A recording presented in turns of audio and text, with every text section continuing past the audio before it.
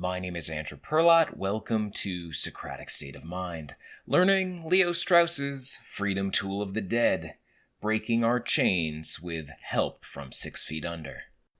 This is my companion essay for Leo Strauss's What is Liberal Education? You can read my essay on Strauss himself and join our group discussion by following the links in the description. After 5 decades moldering in the earth, Leo Strauss still wants to set us free, or rather, he's urging us to break our own chains with the aid of people whose soul remains are scattered across 3,000-year-old parchment scraps. He'd have us do this by acquiring a particular education, a liberal one.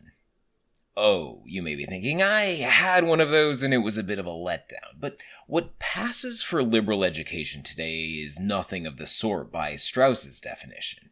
He makes several attempts over the course of the essay to define what liberal education entails, starting with, quote, education in culture or toward culture. The finished product of a liberal education is a cultured human being. He's drawing on the Latin cultura, as in agriculture and the cultivation and improvement of the mind's abilities in accordance with its nature. We need teachers for this, but not the type you'll find in today's philosophy, classics, or political science departments. Most of these professors are at best wisdom enjoyers rather than wisdom discoverers. At worst, they're diluted as described in my previous Strauss essay and likely to draw students into ignorance and mistakes. They think modern progress obsoletes the benighted past and are so disdainful of pre-modern thinkers that they can't engage with them as seekers of truth on equal footing with moderns. So Strauss wants us to find rare, wise exemplars, rare enough that their caliber might not appear even once in a generation. We likely won't find one with a pulse, so we seek their traces in the so-called great books. Liberal education seekers study these books with great attention, preferably under the tutelage of students further down the path. If you're like me, this immediately raises alarm bells. It sounds like another exercise in trusting the experts and inculcating their dogmas, thereby becoming stupider by letting labels into our identities. Luckily, that's not what Strauss's liberal education entails. It's about thinking with the help of great minds, not regurgitating their ideas unexamined. The great minds speak in monologues, even when writing dialogues like Plato, so we must arrange them in dialogue with each other and make them debate. Quote, we are induced to play the part not of attentive and docile listeners, but impresarios or lion tamers, Strauss writes. Quote, each of us here is compelled to find his bearings by his own powers, however defective they may be, unquote. To do this, we must know what they'd think when presented with a situation and how they'd react to our failures, our successes, and the madness of the world. That takes attention and study. The great minds disagree, and we will see who persuades us. If done well, Strauss argues we can liberate ourselves from unexamined dogmas and prejudices, cultivate judgment, and clarify what truly matters in life, including how to live.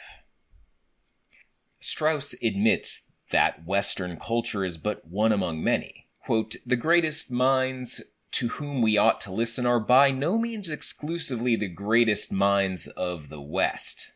It is merely an unfortunate necessity which prevents us from listening to the greatest minds of India and China. We do not understand their languages, and we cannot learn all languages, unquote. At first glance, this seems like an absurd dismissal. English and German language translations of most Asian classics have existed since at least the 19th century. But this is to misunderstand Strauss's approach. He was fluent in 12 languages and believed that ancient writers faced censorship and hid their true messages in subtext. translations frequently miss this subtext or can't convey it accurately.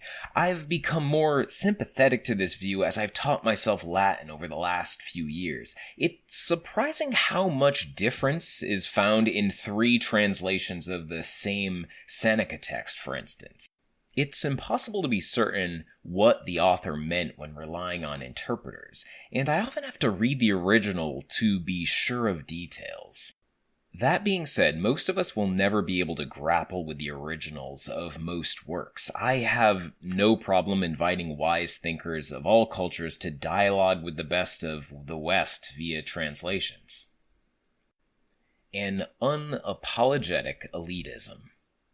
We live in a democratic age, and our elites began singing the song of everyman greatness in the 19th century. Whether or not they believed it, it was politic to mouth it. Yet a far older wisdom tradition suggests that most people are stupid and filled with vice, prefer to avoid education when available, and like other people to do their thinking for them. Stultorum infinitus est numerus. The number of stupid people is infinite. That's Ecclesiastes 1:15.